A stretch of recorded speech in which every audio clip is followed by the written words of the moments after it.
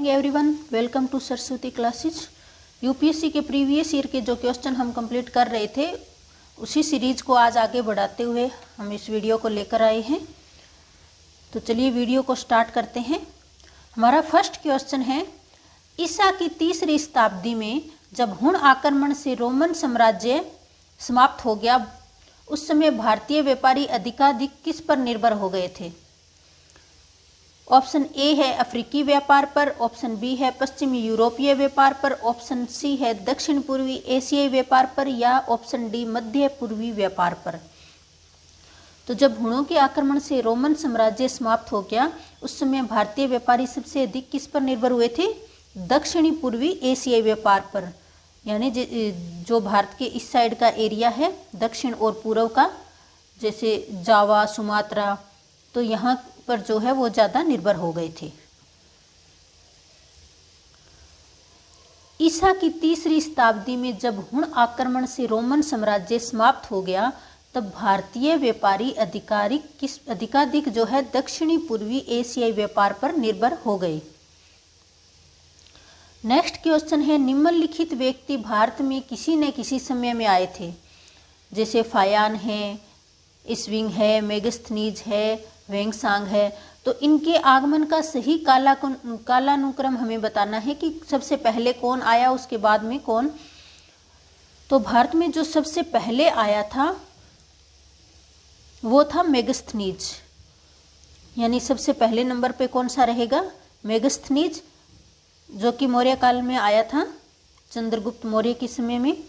और उसके बाद में आए फायान, उसके बाद आए वेंगसांग, जो कि राजा हर्षवर्धन के समय में आए थे, और इस्विंग जो है हर्षवर्धन की शासनकाल के बाद में आए थे। तो इस तरह इसका सही आंसर हो जाएगा ऑप्शन नंबर बी, यानी सबसे पहले मेगस्थनीज, उसके बाद फायान, उसके बाद में वेंगसांग और उसके बाद में इस्विंग। निम्नलिखित व्यक्तियों के भारत आगमन का सही कालानुक्रम इस प्रकार है। सबसे पहले मेगस्थनीज है, फिर फायान है, वेंगसांग और इस्विंग। मेगस्थनीज आए थे चंद्रगुप्त मौर्य के शासनकाल में, और फायान चंद्रगुप्त विक्रमादित्य के शासनकाल में, जबकि वेंगसांग हर्षवर्धन के शासनकाल में, और इत्सिंग जो आए थे 7वीं सदी में हर्षवर्धन के शासनकाल के बाद में। नेक्स्ट क्वेश्चन हमारा है, निम्नलिखित में से कौन सा एक ईसा पूर्व 6ठी शताब्दी में प्रारंभ में भारत का सर्वाधिक शक्तिशाली नगर राज्य था? तो ये सारे जो हैं इनमें से हमें बताना है कि 6ठी शताब्दी के प्रारंभ में कौन सा जो राज्य है सबसे जो है शक्तिशाली था। गंधार है, कंबोज है, काशी है या मगध है। और ये सारे के सारे जो 16 महाजनपद थे इन्हीं में से दिए गए हैं, और इसमें सबसे शक्तिशाली कौन था 6ठी शताब्दी के प्रारंभ में? तो इसका सही आंसर हो जाएगा ऑप्शन नंबर डी, यानी मगध। ईसा पूर्व 6ठी शताब्दी में भारत का सर्वाधिक शक्तिशाली नगर राज्य मगध था। मगध का 16 महाजनपदों के अन्य राज्यों से शक्तिशाली होने का मुख्य कारण वहां की भौगोलिक दशाएं थी। इसके अतिरिक्त सुयोग्य एवं महत्वाकांक्षी राजाओं का नेतृत्व भी मगध के शक्तिशाली होने का एक कारण था। नेक्स्ट क्वेश्चन है, ईसा पूर्व 2री शताब्दी के प्रारंभ में उत्तरी अफगानिस्तान में स्थापित भारत यूनानी राज्य था? बैक्टीरिया का, सीथिया, जेड्रेसिया का या आर्या? तो ईसा पूर्व 2री शताब्दी के प्रारंभ का हमें बताना है, तो इसका सही आंसर हो जाएगा ऑप्शन नंबर ए, यानी बैक्टीरिया। ईसा पूर्व 2री शताब्दी के प्रारंभ में उत्तरी अफगानिस्तान में स्थापित भारत यूनानी राज्य बैक्टीरिया था। क्वेश्चन नंबर 5 है, आर्य शब्द इंगित करता है एक नरजाति समूह को, यायावरी जन को, भाषा समूह को या श्रेष्ठ वंश को? तो आर्य शब्द किसको इंगित करता है? एक भाषा समूह को। 1500 ईसा पूर्व जो आर्य भारत में आए थे तो वो एक ही भाषा का प्रयोग करते थे। आर्य शब्द भाषाई समूह का व्यंजक है। आर्यों की भाषा संस्कृत थी। संस्कृत यूरोपीय भाषा परिवार का हिस्सा है। इन्हें भाषा परिवार इसलिए कहा गया क्योंकि आरंभ में उनमें जो है कई शब्द एक जैसे थे। 1500 ईसा पूर्व के आसपास जब आर्यों ने भारत में प्रवेश किया तो वे एक ही भाषा का प्रयोग करते थे। तो ऑप्शन नंबर सी इसका सही आंसर हो जाएगा। नेक्स्ट क्वेश्चन नंबर 6, गुप्त काल में उत्तर भारतीय व्यापार निम्नलिखित में से किस एक पतन से संचालित होता था? गुप्त काल में उत्तर भारत का ये जो दक्षिणी भारत का हिस्सा, इसके ऊपर का जो ये उत्तरी भारत का जो हिस्सा है, तो इसका उत्तरी भारत का जो व्यापार था वो किस एक पतन से संचालित होता था? ताम्रलिप्ति से, भड़ोत से, कल्याण से या कैम्बे से? तो इसका सही आंसर है ताम्रलिप्ति। और ये जो है बंगाल की खाड़ी की तरफ जो है एक पतन था जहाँ से उत्तरी भारत का जो सारा व्यापार है वो संचालित होता था। ताम्रलिप्ति या ताम्रलिप्त बंगाल की खाड़ी में स्थित एक प्राचीन काल का शहर था जिसे वर्तमान भारत के ताम्लुक से समीकृत किया जाता है। ताम्रलिप्ति प्रारंभिक ऐतिहासिक भारत में व्यापार व वाणिज्य का एक प्रमुख नगरीय केंद्र रहा है। यहाँ से व्यापार सिल्क रोड से उत्तरापथ होते हुए मुख्य व्यापारिक मार्ग से मध्य पूर्व और यूरोप से होता था और समुद्री रास्ते से बाली, जावा और सुदूर पूर्व से व्यापार होता था। नेक्स्ट क्वेश्चन है, इसमें एक कथन और एक कारण जो है दिया गया है, तो हमें इसको बताना है कि कथन और जो कारण दिया गया है दोनों सत्य है या असत्य है, या दोनों जो है जो आर जो कारण है वो इसकी सही व्याख्या करता है या नहीं। तो पहले हम कथन देख लेते हैं। पांडिनेन किलकनक्कू समूह की अहम एवं पूर्व कविताएं संगम रचनाओं का अनुवर्तन है और कारण दिया गया है उन्हें प्रमुख संगम रचनाओं के विपरीत उत्तर संगम रचनाओं में सम्मिलित किया गया है। तो अब हमें बताना है, ऑप्शन ए है ए और आर दोनों सही है तथा आर ए की सही व्याख्या करता है। ए और आर दोनों सही है किंतु सही व्याख्या नहीं है। आर ए और जो ए और आर है दोनों गलत है या दोनों सही है।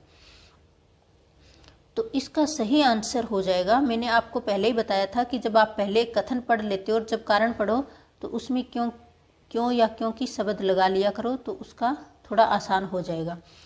पांडिनेनन किलकनक्कू समूह की अहम एवं पूर्व कविताएं संगम रचनाओं का अनुवर्तन है क्योंकि उन्हें प्रमुख संगम रचनाओं के विपरीत उत्तर संगम रचनाओं में सम्मिलित किया गया। तो ये दोनों कथन सत्य हैं और इसकी सही व्याख्या भी करता है। तो ऑप्शन नंबर ए इसका सही आंसर हो जाएगा। संगमकालीन शिक्षाप्रद कविताओं को किलुकनक कहा जाता है। ये 18 भागों में विभाजित है।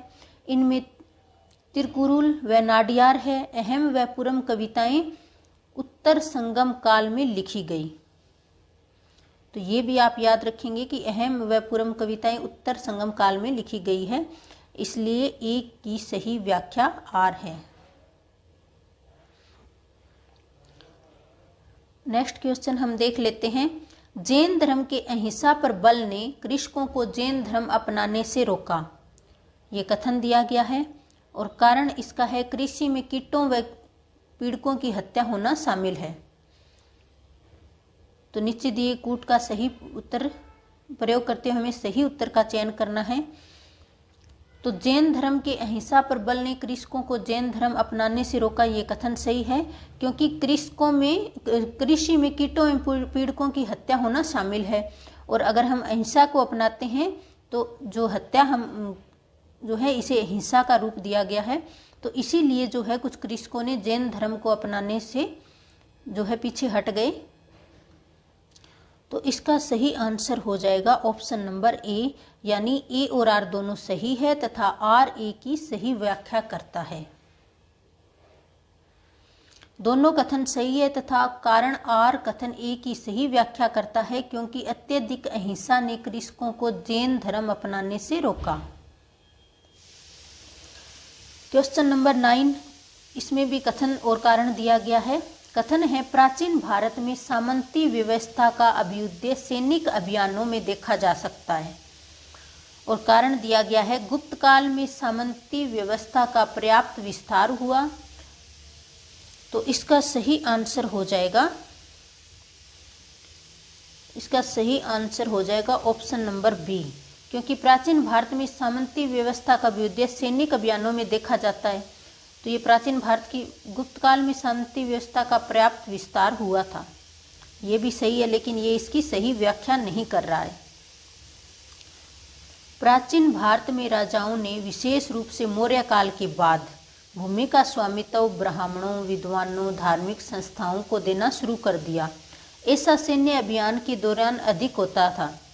गुप्त काल में सामंतवाद का विस्तार हुआ तथा सामंतों को पर्याप्त अधिकार था। उन्हें व्यापारियों और शिल्पियों के संग एवं अन्य सामुदायिक संस्थाओं के साथ सत्ता में भागीदार बनाया जाता था।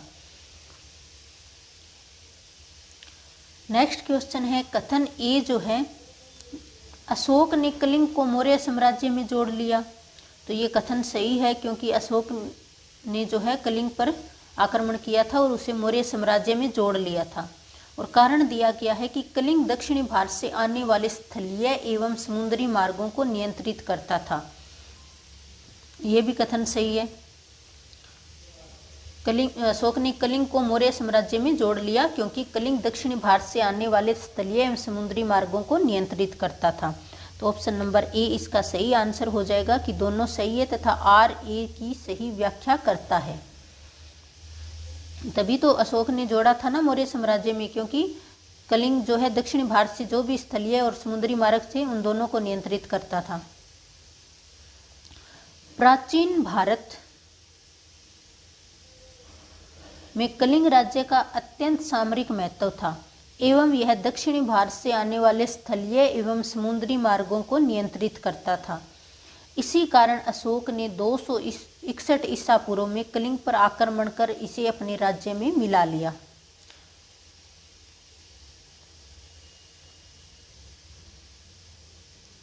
नेक्स्ट क्वेश्चन है, भारत में प्रथम बार सैनिक शासन व्यवहार में लाया गया। किसके द्वारा लाया गया था? ग्रीकों के द्वारा, शकों के द्वारा, पार्थियनों के द्वारा या मुगलों द्वारा? तो भारत में प्रथम बार सैनिक शासन लाया गया था ग्रीकों के द्वारा, यूनानियों के द्वारा। भारत में प्रथम बार सैनिक शासन ग्रीकों यानी यूनानियों के द्वारा व्यवहार में लाया गया था और सिकंदर ने अपने द्वारा जीते हुए प्रदेशों को अपने सैनिक अधिकारियों के अंतर्गत रखा था। नेक्स्ट क्वेश्चन है, सिकंदर के हमले के समय उत्तर भारत पर निम्नलिखित राजवंशों में किस एक का शासन था? यानी सिकंदर के हमले के समय जो उत्तर भारत पर निम्नलिखित राजवंशों में से हमें बताना है कि जब सिकंदर ने आक्रमण किया था उत्तर भारत पर, उस समय भारत पर किसका शासन था? नंद वंश का, मौर्य वंश का, शुंग वंश का या कण्व वंश का? तो सिकंदर ने जब आक्रमण किया उस समय भारत पर नंद वंश का शासन था। और आपने पढ़ा भी होगा कि जो चंद्रगुप्त मौर्य है उसने नंद वंश के शासक जो थे घनानंद को हराकर मौर्य साम्राज्य की स्थापना की थी और उससे पहले सिकंदर ने नंद वंश के समय ही उत्तर भारत पर आक्रमण किया था। सिकंदर अलेक्जेंडर ने 326 ईसा पूर्व में भारत पर आक्रमण किया। उस समय भारत पर नंदों का शासन था। तिथि क्रम की दृष्टि से इन 4 राजवंशों का क्रम इस प्रकार है। नंद वंश, और मैंने अभी आपको बताया था कि घनानंद को हराकर चंद्रगुप्त मौर्य ने मौर्य साम्राज्य की स्थापना की। नंद वंश के बाद आया मौर्य साम्राज्य, उसके बाद शुंग वंश व कण्व वंश। क्वेश्चन नंबर 13 है, होयसल स्मारक पाए जाते हैं हम्पी और हेलीब्रिड में। ऑप्शन बी है हेलीब्रिड और बेलूर में, ऑप्शन सी है मैसूर और बेंगलुरु में, और ऑप्शन डी है श्रृंगेरी और धारवाड़ में। तो होयसल स्मारक कहाँ पाए जाते हैं? तो इसका सही आंसर होगा ऑप्शन नंबर बी यानी हेलीब्रिड और बेलूर में, क्योंकि इनकी जो राजधानी है वो हेलीब्रिड और बेलूर दोनों जगह रही थी। प्रारंभ में होयसलों की राजधानी बेलूर थी, परंतु बाद में हेलीब्रिड हो गई थी। तो वहां पर इन्होंने होयसल स्मारक भी बनवाए थे अपनी राजधानी में। निम्नलिखित युग्मों में से कौन सा एक सही सुमेलित है? तो हमें बताना है कि 4 तरह की ये शैलियाँ दी गई है, चित्रित, धूसर, मृदभांड, गंधार कला शैली, अजंता चित्रकारी, पहाड़ी चित्र शैली। तो कौन सी किसके साथ सही सुमेलित है? तो हड़प्पा सभ्यता के दौरान चित्रित धूसर मृदभांड ये गलत है, क्योंकि ये उत्तर वैदिक काल में थे। और कुषाण के समय जो है गंधार कला शैली, ये बिल्कुल सही है। अजंता चित्रकारी ये भी गलत है, और पहाड़ी चित्र शैली ये भी गलत है। निम्नलिखित का सही सुमेलन इस प्रकार है। चित्रित धूसर मृदभांड ये उत्तर वैदिक काल में थे, गंधार कला शैली ये कुषाण काल में, जो कि बिल्कुल सही था, और अजंता चित्रकारी जो मुगलों के काल में दी गई थी ये कब है? गुप्त काल में। और पहाड़ी चित्र शैली मराठा के समय न होकर मुगल काल के समय थी। तो इन चारों को आप अलग अलग याद रखेंगे। चित्रित धूसर मृदभांड उत्तर वैदिक काल में, गांधार कला शैली कुषाण काल में, अजंता चित्रकारी गुप्त काल में, और पहाड़ी चित्र शैली मुगल काल में। यहाँ पर फिर से कथन और कारण दिए गए हैं।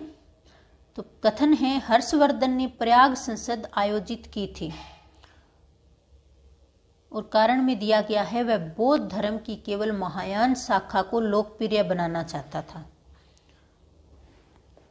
तो हर्षवर्धन ने प्रयाग संसद आयोजित की थी, ये सही है। वह बौद्ध धर्म की केवल महायान शाखा को लोकप्रिय बनाना चाहता था, ये भी सही है, लेकिन ये इसकी सही व्याख्या नहीं करता है, क्योंकि वह बौद्ध धर्म की केवल महायान शाखा को लोकप्रिय बनाना चाहता था, इसके लिए उसने जो है प्रयाग संसद आयोजित नहीं की थी। तो इसका आंसर हो जाएगा बी। हर्षवर्धन ने प्रयाग और कन्नौज में समिति बुलाई। प्रयाग समिति का आयोजन हर्ष ने समय की प्रसिद्धि के लिए किया था। तो किसके लिए किया था इस समिति का आयोजन? समय की प्रसिद्धि के लिए। क्वेश्चन नंबर 16 है, चोल राजाओं में किस एक ने सिलोन पर विजय प्राप्त की थी? तो पहले तो हमें ये पता होना चाहिए कि सिलोन कहाँ पर है। तो सिलोन कहा जाता है श्रीलंका को, उस समय श्रीलंका को सिलोन कहा जाता था। और हमें बताना है कि कौन से चोल राजा ने जो है सिलोन पर विजय प्राप्त की थी। आदित्य प्रथम ने, राजाराज प्रथम ने, राजेंद्र ने, या विजयालय ने? तो इसका सही आंसर हो जाएगा ऑप्शन नंबर सी, यानी राजेंद्र ने जो है, राजा राजेंद्र ने श्रीलंका पर पूर्णतः विजय प्राप्त की थी। 1017 में राजेंद्र ने संपूर्ण सिलोन यानी श्रीलंका को जीता था। इससे पहले राजराज प्रथम ने इसका आधा भाग जीता था। इसको भी आप अच्छे से याद रखेंगे। नेक्स्ट क्वेश्चन है, कश्मीर में कनिष्क के शासनकाल में जो बौद्ध संगीति आयोजित हुई थी उसकी अध्यक्षता निम्नलिखित में से किसने की थी? तो सबसे पहले तो हमें ये याद रखना है कि कश्मीर में जो बौद्ध संगीति आयोजित हुई थी वो किसके द्वारा की गई थी? कनिष्क के द्वारा, और कश्मीर के कुंडलवन में। तो इसकी अध्यक्षता किसने की थी? इसका सही आंसर हो जाएगा ऑप्शन नंबर डी, यानी वसुमित्र ने। और उसके उपाध्यक्ष कौन थे? अशव घोष। कश्मीर के कुंडलवन में कनिष्क के शासनकाल में चतुर्थ बौद्ध संगीति यानी चौथी जो बौद्ध संगीति आयोजित हुई थी उसका आयोजन किया गया था। और इस बौद्ध संगीति की अध्यक्षता किसने की थी? वसुमित्र ने। और अशव घोष जो है इसके उपाध्यक्ष थे। कुल 4 बौद्ध संगीतियां हुई थी। क्वेश्चन नंबर 18 है, निम्नलिखित पशुओं में से किस एक का हड़प्पा संस्कृति में मिली मुहरों और टेराकोटा कलाकृतियों में निरूपण नहीं हुआ था? तो हड़प्पा संस्कृति की जो हमें जितनी भी मुहरें और मिली है कलाकृतियां, तो उस पर कौन से, इनमें से कौन सा ऐसा पशु है जिनका जो है कलाकृतियों का निरूपण नहीं हुआ है? हाथी का भी हुआ है, गेंडा का भी हुआ है और बाघ का भी, लेकिन गाय का नहीं हुआ। तो हम देख लेते हैं कि किन किन पशुओं का नहीं हुआ, जैसे गाय, घोड़ा। तो ऑप्शन नंबर ए इसका सही आंसर हो जाएगा। शेर का भी नहीं हुआ। मुहरों पर गाय, ऊंट, घोड़ा व शेर को प्रदर्शित नहीं किया गया है। एक श्रृंगी बेल अधिकांशतः मुहरों पर दर्शाया गया है। नेक्स्ट क्वेश्चन है सूची 1 को सूची 2 के साथ सुमेलित कर कीजिए और नीचे दिए गए कूट का सही उत्तर चयन कीजिए। एक साइड में हमें प्राचीन स्थल दिए गए हैं और जो क्या क्या चीज़ें यहाँ खोजने, पुरातत्वीय खोज के बारे में बताना है कि कौन सा किसके साथ जुड़ा हुआ है। तो लोथल में क्या मिला था, लोथल को किस नाम से जानते हैं हम, तो इसका सही आंसर है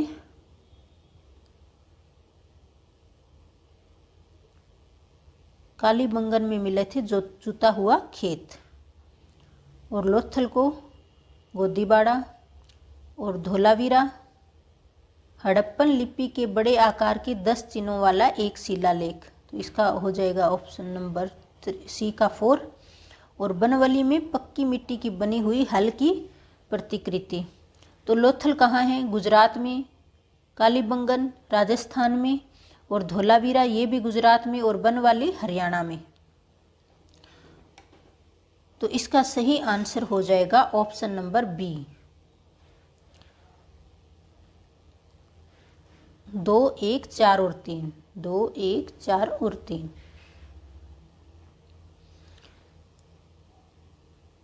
विभिन्न हड़प्पा कालीन स्थल एवं उनसे जुड़े पुरातात्विक खोज का सही सुमेलन इस प्रकार है। लोथल, गोदीबाड़ा, कालीबंगा जुता हुआ खेत, कालीबंगा में जो हमें जुते हुए खेत मिले हैं जहाँ पर कांच की चूड़ियाँ भी मिली है। और धोलावीरा हड़प्पन लिपि के बड़े आकार के 10 चिन्हों वाला एक शिलालेख वहाँ से प्राप्त हुआ था। और बनवाली से पक्की मिट्टी की बनी हुई हल्की प्रतिकृति मिली हुई थी। तो कौन सा स्थान कहाँ पर है ये मैंने आपको बता दिया है। लोथल गुजरात में, कालीबंगा राजस्थान में, धोलावीरा गुजरात में और बनवाली जो है हरियाणा में है। और धोलावीरा जो है इसे अभी अभी जो यूनेस्को की वर्ल्ड हेरिटेज साइट में जो इसे है शामिल किया गया है। तो ये बहुत ही इम्पोर्टेंट हो जाता है। नेक्स्ट क्वेश्चन है निम्नलिखित में से कौन सा कथन सही नहीं है। ऑप्शन ए है श्रवण बेलगोला स्थित गोमेश्वर की प्रतिमा जैनियों के अंतिम तीर्थंकर को दर्शाती है। और ऑप्शन बी है भारत का सबसे बड़ा बौद्ध मठ अरुणाचल प्रदेश में है। तो ये सही है एकदम। भारत का सबसे बड़ा बौद्ध मठ कहाँ है, अरुणाचल प्रदेश में। ऑप्शन सी है खजुराहो के मंदिर चंदेल राजाओं द्वारा बनवाए गए थे। ये भी स्टेटमेंट सही है। ऑप्शन डी है होयसलेश्वर मंदिर शिव को समर्पित है। ये भी स्टेटमेंट एकदम सही है। तो यहाँ पर श्रवण बेलगोला स्थित गोमेश्वर मंदिर की प्रतिमा जैनियों के अंतिम नहीं जबकि सबसे प्रथम जो थे प्रथम तीर्थंकर को दर्शाती है। चलिए इसकी व्याख्या देख लेते हैं। जैनों के अंतिम तीर्थंकर 24वें महावीर स्वामी थे और जबकि श्रवण बेलगोला स्थित गोमेश्वर की प्रतिमा जैनियों के प्रथम तीर्थंकर ऋषभ देव को दर्शाती है। तो आज की हमारी वीडियो यहीं पे समाप्त होती है। नेक्स्ट वीडियो में फिर हम अगले क्वेश्चनों के साथ फिर हाजिर होंगे। तब तक के लिए नमस्कार। और कोई भी आपको क्वेश्चन के बारे में कोई भी डाउट है तो आप हमें कमेंट बॉक्स में बता सकते हैं। नेक्स्ट वीडियो में फिर मिलेंगे। तब तक के लिए धन्यवाद।